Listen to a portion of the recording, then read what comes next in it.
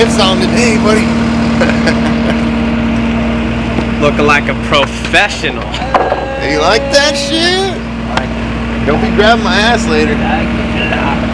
We hadn't had that problem yet. Probably won't. Oh shit! I see. So Mike, this is what happens when we don't have enough materials around and everything's sold out. You have to go source this stuff, and so we're using, and we can't even get a construction truck right now. So I got to use my Sequoia to haul 4,500 pounds of steel. You know, limiting this thing out.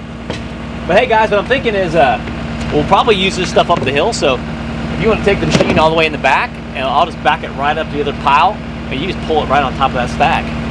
Because yeah, we're going to use every bit of this steel in that wall. Okay.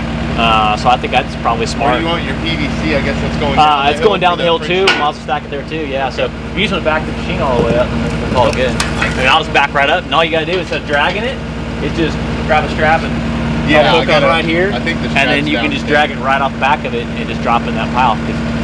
Each band is only 2,000 pounds. Yeah. Yeah. I figured Mike could get it right. Yeah.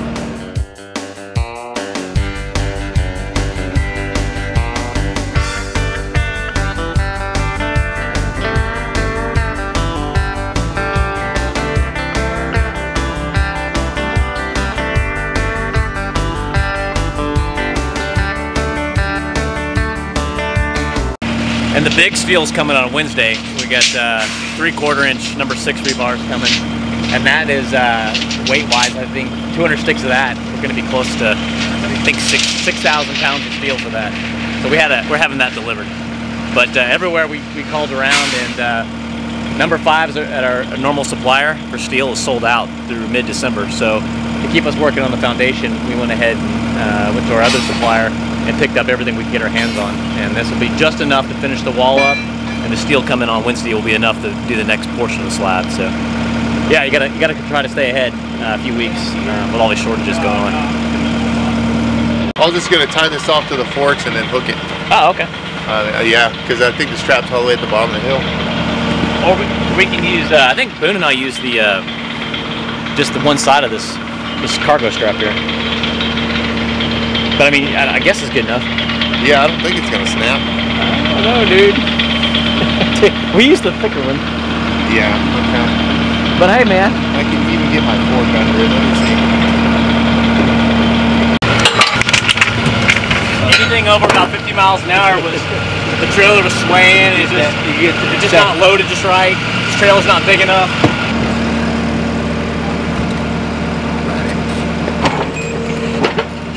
We could maybe get a pry bar underneath this and connect it and tie this to the machine. It should drag it right off. Yeah. It should. It should. Yep. We get a, maybe I can get this under here and help you out. Watch your fingers. There you go. And then you can just wrap it around. Yeah. Okay. Yeah. And I can probably just put the fork up under that metal and pull it out. Yeah, honestly, I think if you just back up, you can drag it right off. Yeah. Hopefully you don't knock a hole in your trailer. This thing? No, this thing's stout. Yeah. Be careful in case that strap snaps, Mike. So, yeah, get on that side. There you go. So come back forward.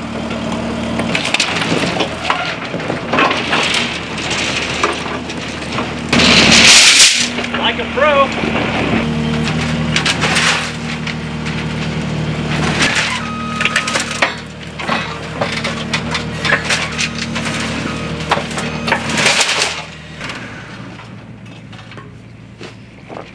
Right.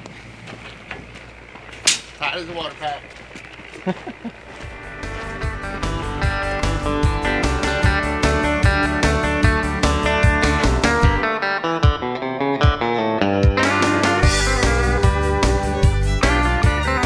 We'll have to trim those. Right where you're standing, I was gonna take these out. Yeah. And I had the engineer out this weekend, and we got to dig it out. So this yeah, right where you're standing. They want that beam all the way, like you just did there. Is perfect. Okay. So no, wait. Did you want to, after you're done digging, did you want a mat down there too also, or you're just gonna have the wall? No, no mat. That's fine. Okay. Just what we're doing here is we kind of created an upside down U. Yeah. What's going to work. I want to separate the house foundation from the retaining wall, so there's no movement at all. Yeah. But I wanted to point this out because I had the engineer out this weekend, and everything we're doing here is correct. We're not over-engineering it. We're actually doing it right. So right there where your boot is, Chris, you can kind of see where how the grade is and the material. It's real loose, and that's all tillage. And from all the stuff coming down the hill, this stuff's way too soft. We're starting to get into some real hard stuff that's is the undisturbed grade. And that's what we got to get into for this thing to be stable. Okie dokie. So I know it looks crazy, but good. I think we're doing. Yeah. I think it looks good too. I mean, You mind bringing Hey, Mike's getting it right now. also for over here. Alrighty. Do you want us to start here, stop right here for this, or do you want us to go over to the side Yeah, over here I for think this I think right there's good for now. Okay. And like you can see all the stuff was filled in. You can see the grass where all that. Yeah. So as we start building that wall, the retaining wall, I would love to tie this in. We're going to start turning it. But as we get to that point, we're going to it's going to start turning as we excavate it out. And as that turns, we'll get the gunite in here. We're going to backfill it with dirt, and then we turn it. We'll continue what you're doing as it goes down the hill. But that's a later date. So I think that's a good stopping point. Okay. Right here. Yeah, I think it's great. I mean, that is some great steel there, guys. How does it look? It looks fantastic. Looks good. It's going to be strong. Yeah, real strong. And then we got to come out more on the nose, right? Yeah, exactly. And so that's what we're going to be doing next couple days as we're going to, I know. That's the last thing we're going to do probably on Thursday is kind of clean everything out so we can spray. But we're going to start turning all that steel up and setting the rest of these forms. It's fantastic. And those other 3 guys are showing up. You know, they're driving in. They got 3 guys for pure labor. So all the grunt work and all the digging, that'll let them guys do that. You guys know what you're doing with the forms and steel, so just keep going. But up top here, I'll show you what to do. Do one of 2 things. We either just go ahead and extend it out a little bit further, just run a little bit more cage so this helps with the overturn, or we do a toe here. I would just run the cage. Just run a little longer. Let's dig in and all that. Yeah. Okay. So that's the plan. So double cage all the way down. And you guys just put a. I guess you can just get some rebar and hold it every so often, every 2 squares or every Yeah, that would give us our spacing. Spacing, yeah. Yeah, that's all we gotta do right here. So this, I don't think will be. This is pretty easy work right here. I think. Yeah, we should. I mean, yeah. We tied that. I mean, that should be good. We should. And I got a marker. I'll probably just mark on there to show you the arc. I will just kind of arc that down because the concrete's not going to do that. It's going to arc. Yeah. Okay. Because that'd be a tough drive. You just kind of do a nice sloping arc. If we take down scaffolding, how do they pour that gun out? So that's a great question, and I was going to talk to Chris, to Gavin about that. Quick question: Didn't you want this flush? Yep. So probably before we start to steel, take those boards out, and that's what I forgot to get. Just Mike, they probably got stilts. go ahead and use the quarter ply that we got. Look how and just set that in there. That ditch and We'll get one of the guys to cut it at an angle. And you just set that 1/4 inch ply in there, and there's might even be better to do it on the backside of it. Like I said,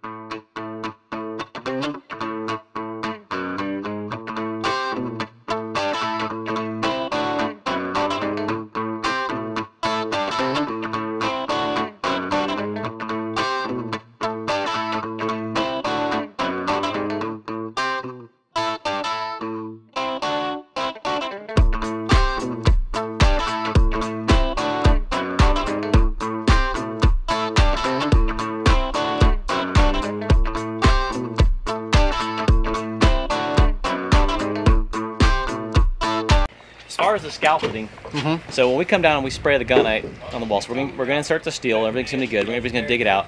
I'm going to have them set that scaffolding up so we can have easy access to the wall as we're forming it up. But what I'm thinking is we leave the scaffolding in place, and that way we use that to stand on the scaffolding so we can work the walls as we come up. Because what I was originally thinking was getting either a skylift, chairlift down here. Yes. But I think that's going to be slow and problematic.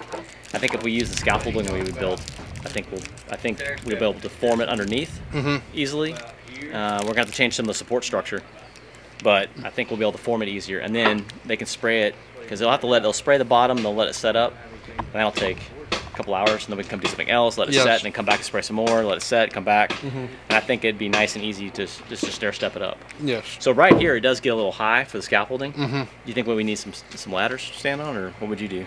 For this side right here? Yeah, the other ones get high too, I guess, but I was just thinking that it'd be opportune to do a ladder, I guess, because how high have you worked gunite?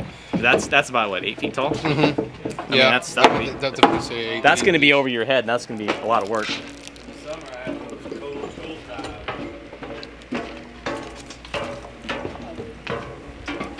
Yeah, we'll sturdy this up. But yeah, trying to work mud up here. That's pretty painful. Yeah, that definitely would be. Yeah, or ladders, or those 3-foot high benches too. It's a long bench that you can collapse and everything. Okay. We use those a lot for high walls. All right. Because a ladder, I feel like, would be too unstable. Especially on top of this right here. Well, we can also get the lift in here to take care of this, the top portion. We can get the lift up here, and we can park it, and then we can bring the lift basket up and we can work it. But I was thinking if we're trying to work this entire wall with a lift, it's going to kill our time. Yes. But if we just work from here up, the benches like you're talking about, and then the sky lift we got, it'll work out good. I'm thinking at least. Most definitely. Okay. Cool. Awesome.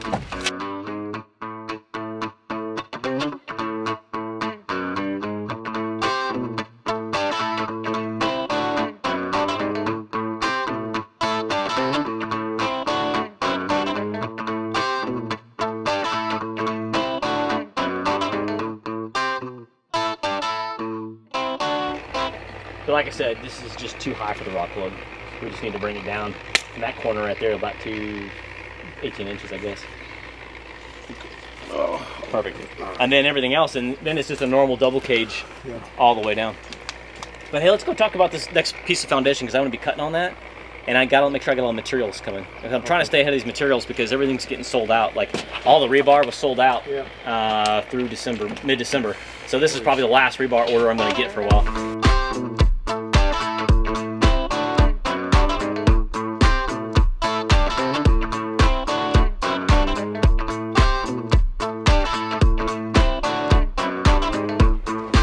Right here, there's going to be an arc, as it's going to arc around to the big beam that you guys are finishing out. Okay, so at about my head level, that's about the height. Actually, it's actually up here. So we're going to be putting in probably an 8-foot wall, and this is the exterior wall of the beam of the pool. All right, so yeah, this we have to spend a lot of time on forming up. It's got to be real pretty. It's nice. It faces inward. We got the number 1/4 inch ply. We're going to double it up for strength, and we're going to run the maybe 2x4x10s that stick up out of the ground, and they're going to be like every 8 inches or so. They're going to be vertical. Okay. And we're going to make a nice arc as it goes around. So it's straight for, I'll get the exact dimensions for you, but it's straight for about 20 some odd feet. It's straight over here for about 8, and then it comes around as an arc. And we'll measure that off maybe later this week. But that's what we're doing here. So this is a real pretty side. We know what we're doing there. On the inside of this, we got the same problems that we had over here. The material is tillage. It's very loose. It all wants to collapse. So I'm going to get the machine, and I'm going to get this loose stuff away from the edge. And then I'm going to dig out the beam through here. And I'm going to put all this loose material right over here. Just make a big pile of it so we can access it later with the Bobcat. The question I have for you guys is on the inside of the beam. So the engineers have called out a French drain, which I obviously agree with.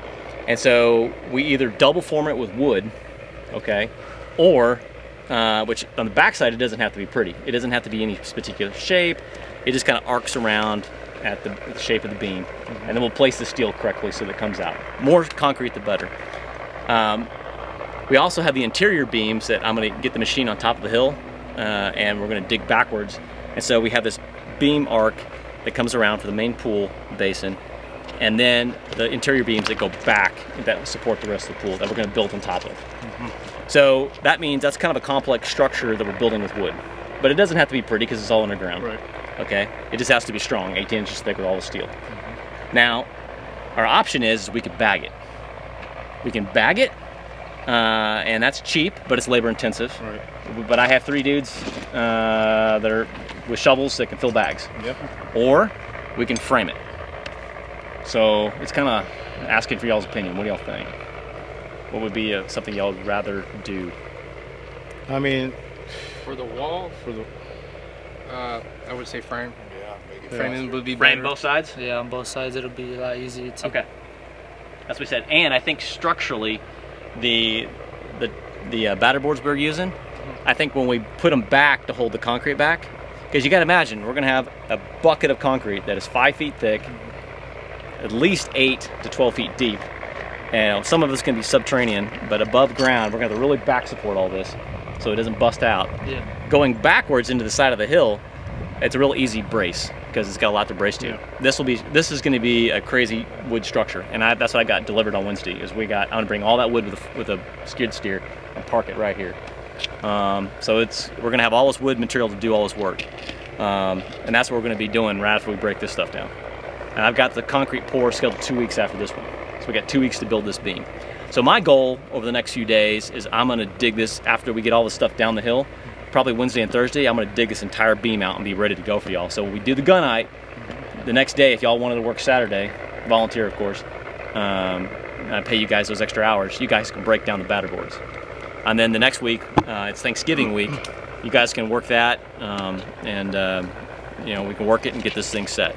But I got that concrete set already and did it on the phone this morning. They can't wait. I got 120 yards planned, and it's not much finishing for us because all we're doing is just pumping concrete into this big beam we're building.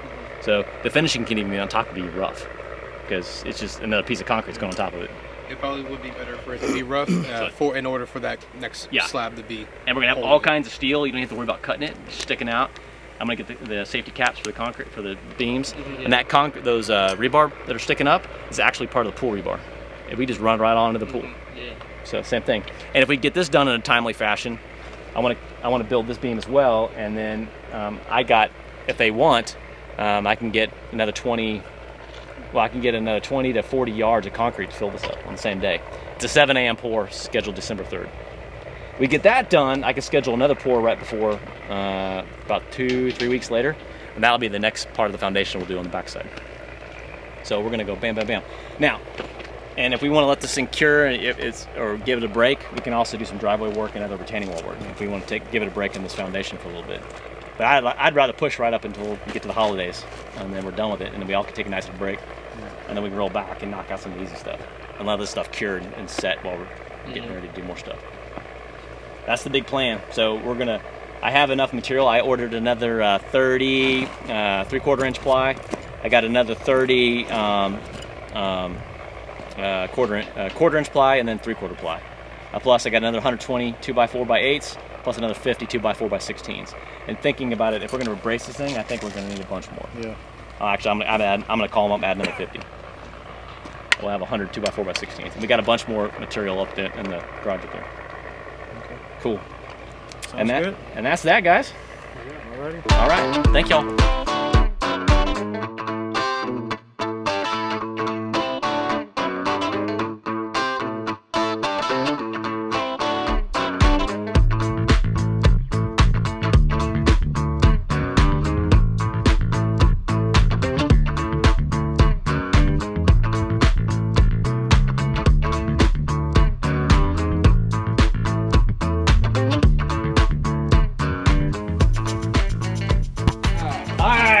Everybody, Too into it.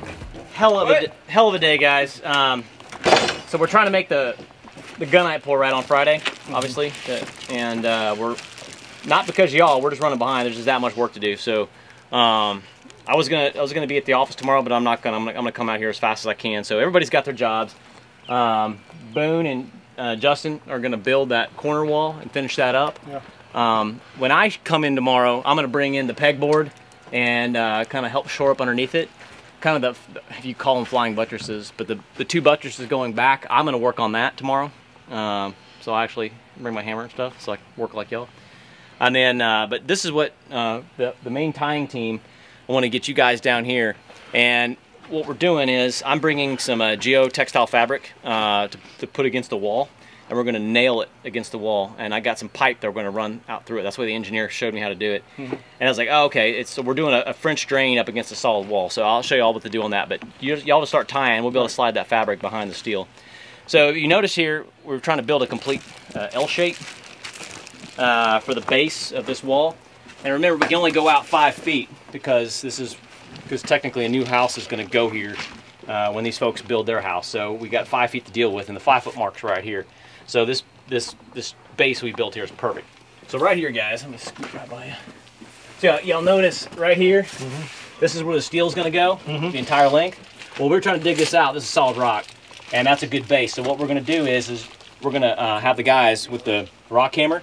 We're going to drill holes and dial in some dowels, and that way it gives you something to work with. So you bring the steel on down, but we need to put the 5s and turn the angles all the way out like this. So Okay, one more. yeah, so your back steel is going to be your lowest. It needs to be off the ground, and it's going to come through here. So it's going to get real high here. Okay. Okay.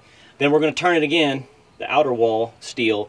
It's going to come above it at 8 inches. Okay. So this gunite here, when it's all said and done, it's going to be a dual cage, and it's going to be probably 20 inches. Here, measure that real quick. 21 inches. Nice. Bucky and Kyle will have you putting on some of the work with the other guys, but working some of the simpler steels that you've never really done it. I know you've done some parking lots, things like that, but we'll work on those toes on the backside, and those are really small little it's important, but it's 2-foot angles that we'll put in the ground up top, and we'll help finish tying that cage up top. Because there's a lot. I'm not saying it's easier; it's all important, but it's just I need these guys with expertise to do this 17-foot wall here, and I think it's going to take y'all some time going down this. And so, kind of got the plan. Yeah. Sure. Okay, now here's the fun part. So it's going to get cold on Thursday and Friday, right? It's going to be chilly, which would be better than today. Well, Wednesday. Okay, Wednesday is the last hot day in November, so it's going to be 82 degrees, Texas, November. So bring y'all swimsuits, and the last 30 minutes or an hour, we're going to go out on the lift and do a little diving in the lake. Yeah. All right. Wednesday. Have a little road Wednesday. trip. So you need your swimsuits. Okay. So, but you got okay. I'm gonna be like the adult here. Well, you got to get all your work done, and then all right.